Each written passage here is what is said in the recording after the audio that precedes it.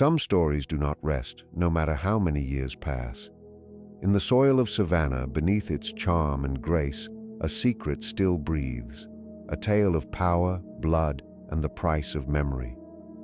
Welcome to this journey into one of the most disturbing cases ever recorded in the annals of the United States. Before we begin, I invite you to share where you are listening from and the precise hour you have chosen to tune in. It is always fascinating to see how far and at what times of day or night these stories travel. The auction block at Johnson Square was unusually crowded that spring morning in 1846. Savannah's finest had gathered, parasols and handkerchiefs in hand, shielding themselves not merely from the Georgia sun, but from the odor rising from the packed and restless crowd. Elizabeth Mount stood a little apart from the others, her mourning dress a somber contrast against the bright linen suits and vibrant gowns that surrounded her. 6 months had passed since she became a widow, and this was her first appearance in public since the funeral, not for social reasons or church service, but out of necessity. The Mount plantation, situated 7 miles beyond Savannah, was in decline, and Elizabeth needed a capable hand to bring order to the tobacco fields her late husband had left in disarray. The auctioneer's voice rang sharply through the square, announcing each lot by strength, age, and health, reducing men to measurements and value. Elizabeth observed with a detached, calculating eye, her gloved fingers holding a small leather notebook where she had been recording figures since dawn. Her inheritance was sizable, but not inexhaustible, and every decision had to be deliberate. When Lot 17 was led forward, the noise of the crowd faded. The man stood tall, shoulders squared despite the iron shackles at his wrists. His skin was darker than most, almost blue-black beneath the light, and faint, precise scars crossed his chest in deliberate patterns that appeared more symbolic than punitive.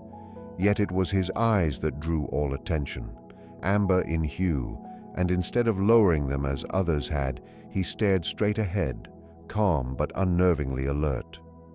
The auctioneer hesitated before speaking. "Lot 17, he said, answers to Isaiah, approximately 30 years of age, sound body, good teeth, no illness, experienced in tobacco cultivation." Then, in an uncharacteristically subdued tone, he added, "Previous owner deceased, estate sale." A strange unease passed through the crowd. The gentlemen exchanged glances, and several women whispered behind their fans. No one raised a paddle. The auctioneer lowered the opening bid. Still, silence. Elizabeth studied him carefully. His bearing spoke of discipline and endurance, traits her neglected estate sorely needed. His composure suggested a mind not easily shaken. 200, Elizabeth called, her voice firm and even. 200 from Mrs. Mount, the auctioneer repeated, sounding relieved. "Do I hear 250? No answer followed. The others avoided meeting her eyes, or his. Going once, twice, sold to Mrs. Elizabeth Mount for 200. Only when Elizabeth approached to sign the papers did she hear the soft voice of Mrs. Harrington, the banker's wife. "You should know, Lizzie. That man's been sold 3 times in 2 years. Every one of his masters met with misfortune." Elizabeth smiled faintly. "I appreciate your concern, Margaret, but I'm not given to superstition. At that price, he is an excellent bargain."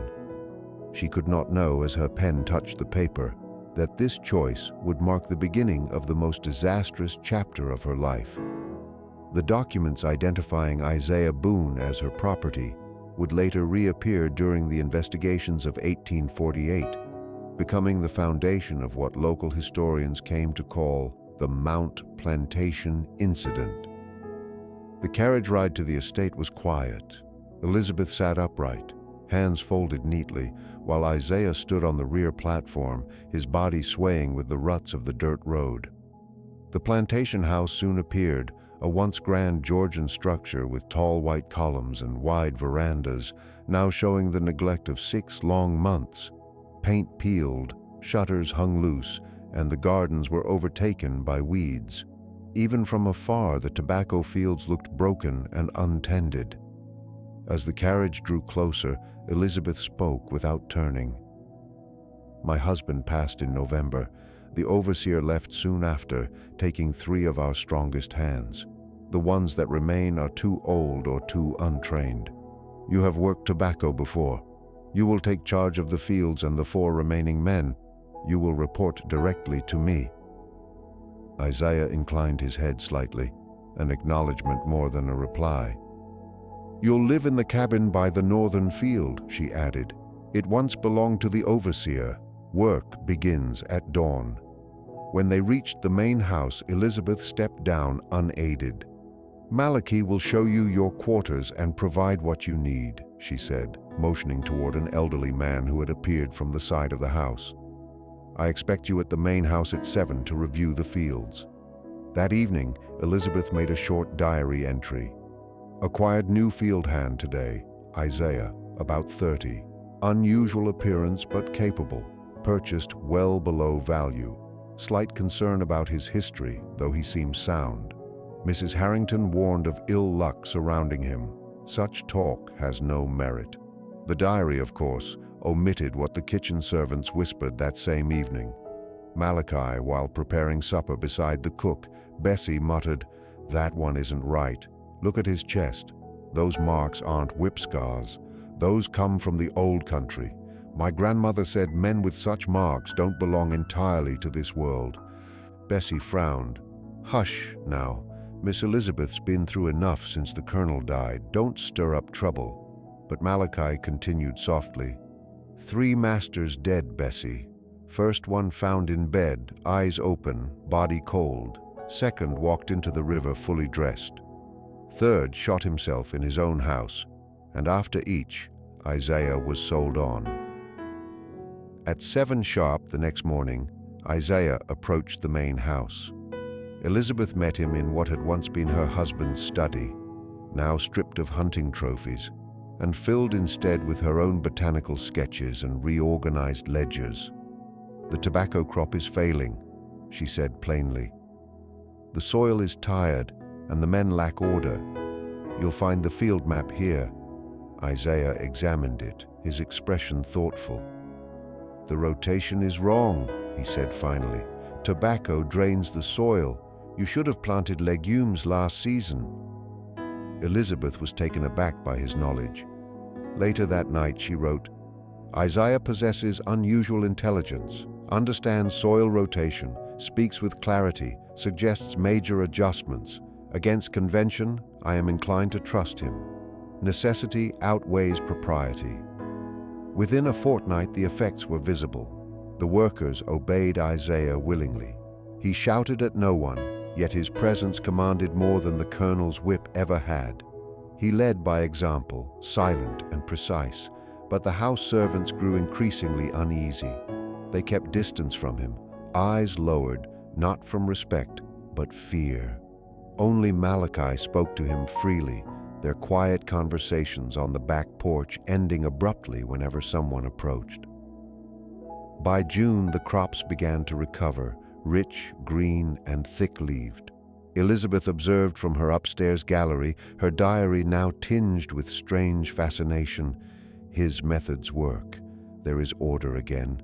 I find myself watching his movements, the calm authority he carries. There is grace in him that seems unnatural. Dreamed last night of the symbols upon his chest.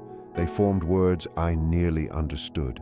By midsummer, she summoned Isaiah to the main house, often under the pretense of reviewing reports. At first, their discussions took place in the open study. Later, they shifted to the conservatory, a humid room filled with her husband's abandoned collection of exotic plants. When investigators later examined her diaries, they found pressed leaves labeled IB. The initials appeared nowhere else, a secret sign of intimacy carefully hidden within her formal writings. By late June, even the servants sensed something had changed. Sarah, now serving as Elizabeth's personal maid, claimed to have heard the two of them speaking softly about ancient knowledge and ways carried across the sea. Once, she entered the conservatory unexpectedly and found Elizabeth tracing one of Isaiah's scars with her bare fingers, eyes fixed with rapt intensity. On July 1st, Elizabeth dismissed Malachi as head of household and elevated Isaiah in his place. Her explanation in the ledger was simple: efficiency demands unified command. That night, 2 servants fled and were never found. From that point, her diary became darker and more cryptic. IB has revealed to me the wisdom hidden in flesh and soil. The colonel sought power through cruelty. I shall seek it through harmony. The ground remembers what blood forgets. By August, the plantation had cut itself off from the world. Deliveries were left at the gate. Letters went unanswered. The tobacco grew unnaturally high, leaves shining green even at dusk, releasing a heavy, sweet odor that carried on the wind. In her final dated entry, September 23, 1846, Elizabeth wrote, "Tonight we complete what began centuries ago, severed by ships and chains. The alignment is right. The earth will open. The offering is ready." What occurred that night was pieced together years later from trembling testimony. Sarah had hidden in a linen closet. She saw Elizabeth and Isaiah walking toward the fields, Elizabeth barefoot in a white shift, hair unbound, carrying a brass bowl that gleamed in the moonlight. From the distance came chanting, low, rhythmic, and in no known tongue. Then, a pulse of blue light across the fields. Every dog in the county began to howl. By dawn, the fields were blackened as though frost had burned them. Elizabeth and Isaiah were gone. 3 days later, she was found in the cellar, alive but vacant, eyes open, lips moving soundlessly. She breathed and walked but recognized no one. Isaiah was never seen again. The harvest from that cursed field was sold by Elizabeth's cousin.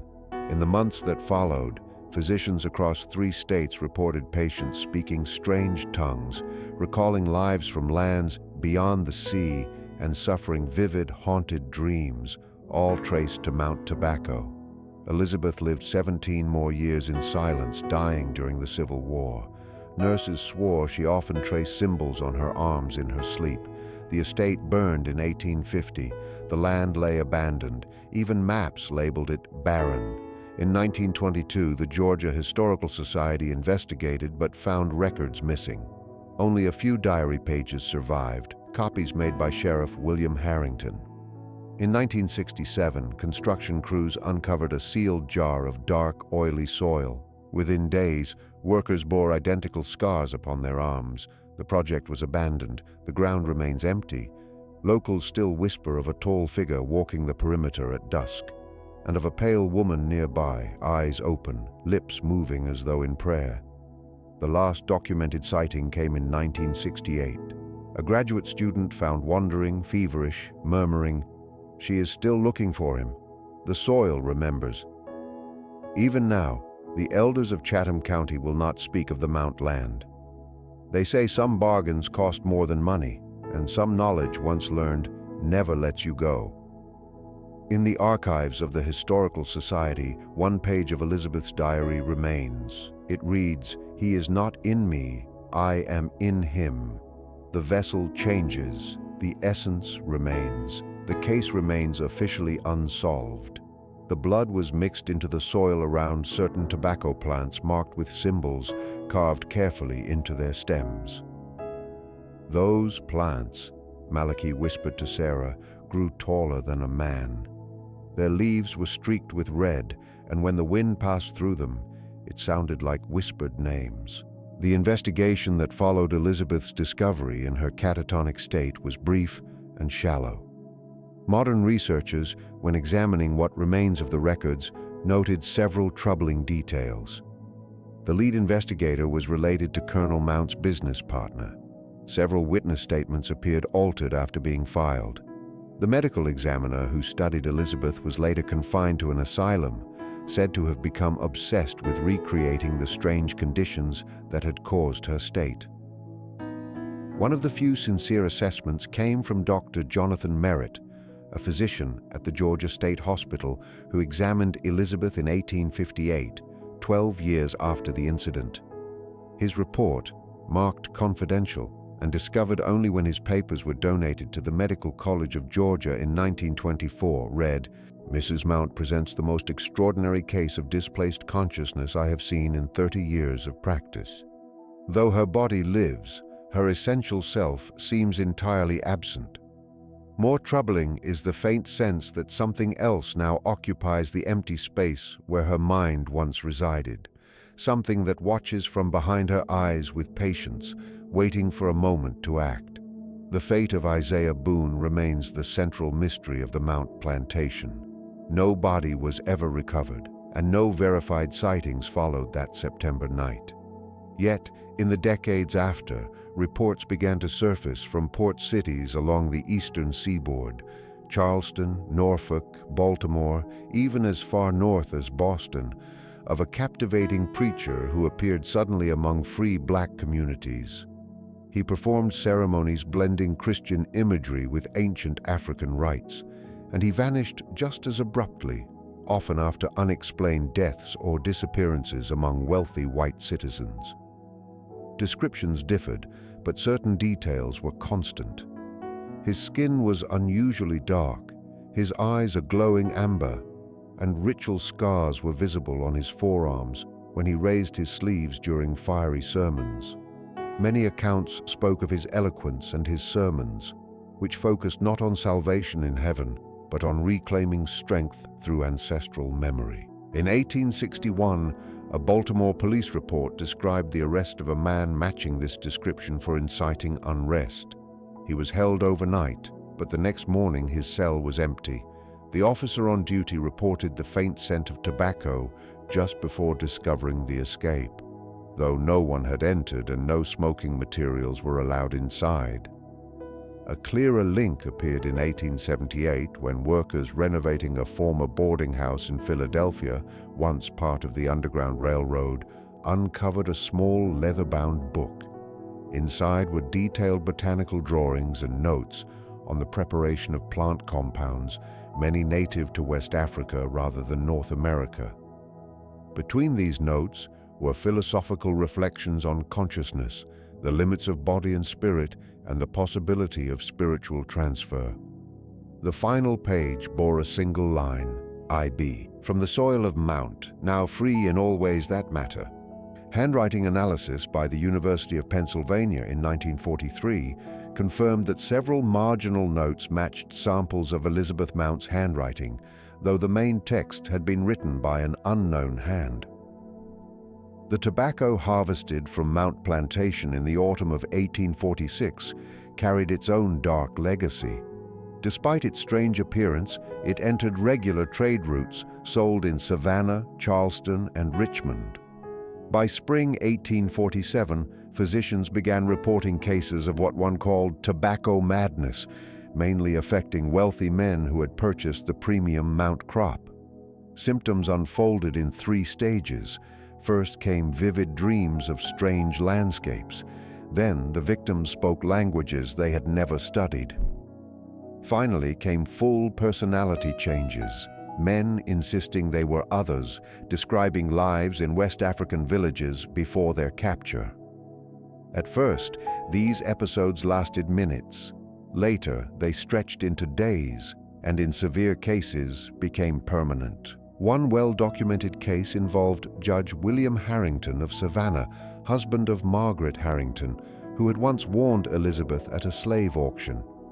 After smoking Mount tobacco at a gathering in April 1847, he became dizzy and left the room. When he returned half an hour later, he spoke an unfamiliar tongue. When pressed, he switched to accented English, identifying himself as Kessi Ado, warrior of the Ashanti, captured in 1798 and brought to Georgia on the ship Mercy. His knowledge of historical details, later verified through shipping logs, stunned those present. For 3 days he lived as Kessi Ado, with no memory of his true life. When he awoke, he remembered nothing, except a sudden hatred for tobacco. By summer 1847, officials connected the cases to Mount Plantation tobacco. The remaining stock was ordered destroyed, though whispers claimed some was hidden by those who had seen its power. Dr. Everett Chambers became obsessed with the phenomenon, establishing a small research facility near Richmond to study those affected. His writings, published posthumously in 1852, proposed that Mount Tobacco had become a vessel for the consciousness of enslaved Africans who had died without burial or ritual, their spirits seeking form to reclaim agency in a world that denied them control. The facility burned mysteriously in October 1849. None of the patients survived. Chambers himself was found seated at his desk, physically unharmed but alive in the same vacant state as Elizabeth Mount, his awareness gone. The Mount plantation soon gained a reputation that endures in local legend. After the main house burned in 1850, several attempts to farm the land failed. Crops refused to grow or produced food that caused illness. Animals would not graze and grew agitated when forced onto the fields. In 1893, a northern industrialist bought the property cheaply, intending to build a textile mill. But during excavation, workers uncovered a circular stone foundation, a blend of African and Native American design, predating the plantation itself. When several workers vanished after entering it, the project was abandoned. The land remained untouched until 1926, when it was surveyed for a county road. 3 separate teams mapped the site, and each produced completely different topographies of the same land. The lead engineer, recommending an alternate route, wrote, "There is something deeply unstable about the Mount property. The earth itself seems to resist measurement, as though its true nature shifts constantly." In 1954, researchers from Emory University conducted the most detailed scientific study of the property. Their published findings recorded baffling anomalies: soil chemistry that changed daily, water samples whose molecular structures rearranged themselves under observation, and audio recordings that captured faint voices overnight, speaking in English and West African dialects. Dr. Marion Prescott, the team's leader, wrote privately, "What we observe defies ordinary explanation. The border between living and non-living matter is blurred here. The land itself appears to hold memory, active, not passive, as though the past refuses to remain silent." In 1968, the last formal investigation was led by graduate student Thomas Harrison, whose breakdown afterward became part of the case's legend.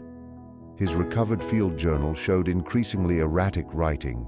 The final entry, dated October 17, 1968, read, "3:27 a.m., awakened by a woman's voice calling near the old foundation, followed it in the moonlight. The voice stopped. The smell of tobacco, strong, sweet, filled the air, reached the clearing. A woman in white stood at the center, face blank, eyes seeing yet empty. She said only, 'He has almost gathered enough vessels.' I turned. A tall black man stood there, amber eyes, scarred arms. He smiled and said, 'Some debts can only be repaid in kind. Some justice transcends time.' His fingers turned to smoke, entered me, felt something moving inside. Last thought, I am becoming a vessel." Harrison was later found 20 miles away with no memory of walking there. He quit his studies, moved to West Africa, and vanished after arriving in Accra in January 1969. In 2003, a tobacco executive bought several acres of the Mount land to grow heirloom tobacco. Within months, he resigned, sold his holdings, and founded an organization tracing the ancestry of enslaved Africans. When asked about the change, he said only, "Some debts cannot be repaid, but acknowledgement begins justice. The land remembers, the blood remembers, the silenced have found their voice." His foundation has since helped over 3,000 African American families trace their lineage to those once enslaved in the South. Each confirmed ancestor is honored with a tree planted along the Mount border, each bearing a plaque reading, "Remembered, reclaimed, returned." Locals say that under full moons, the trees subtly shift, forming a pattern visible only from above. Satellite imagery from 2019 shows the trees now outline an Adinkra symbol from Ghana, meaning return and reclaim, representing the restoration of stolen power. Elizabeth Mount remained institutionalized until her death in 1863. In her final year, she produced hundreds of drawings, preserved today in the Georgia State Hospital archives, all showing the same image. A tall man with ritual scars, half dissolved into smoke that flows into the mouths of smaller figures. Her death certificate listed systemic failure, but the attending doctor noted one peculiar detail. At the moment of death, her eyes focused and she spoke a single phrase, her only words in 17 years. The exchange is complete, the debt paid, the justice begun. Isaiah Boone's fate remains unwritten in official record, yet stories persisted. During the Civil War, Union soldiers spoke of a mysterious man providing intelligence, appearing and vanishing at will. Freedmen told of a guide who could move unseen through patrols. Plantation owners reported dreams of a scarred man forcing them to witness their cruelty. The last possible link came in 2017, when renovations in Savannah revealed a sealed compartment containing the 1872 journal of Rebecca Carter, once enslaved, later a healer.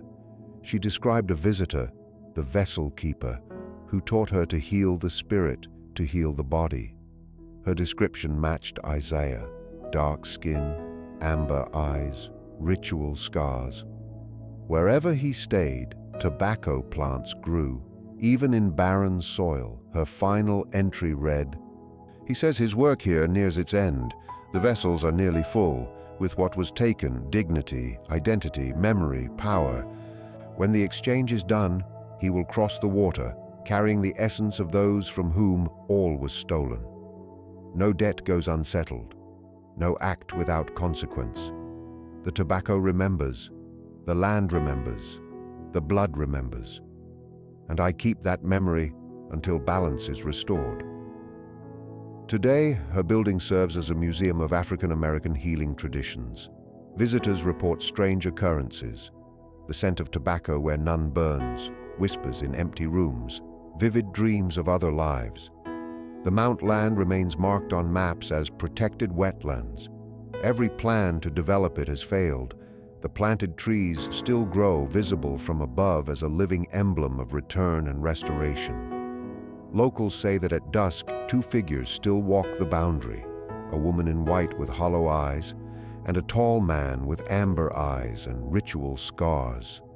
Sometimes they appear solid, sometimes dissolve into smoke that drifts toward the horizon, carrying the sweet scent of tobacco and the whispered names of those waiting to be remembered. The land's history lives not only in records, but in memory itself. The soil holds traces of those who labored there, voices carried by wind and water.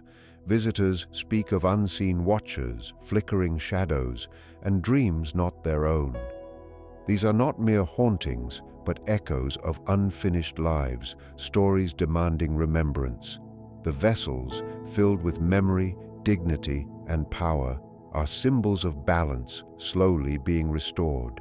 Even now, the past breathes through the fields, through the scent of tobacco and the shifting trees. The woman in white and the man with amber eyes guard the boundary between forgetting and remembering, ensuring that what was stolen will one day be returned. The land remembers, the blood remembers, and until every debt is repaid, the echoes will continue to speak.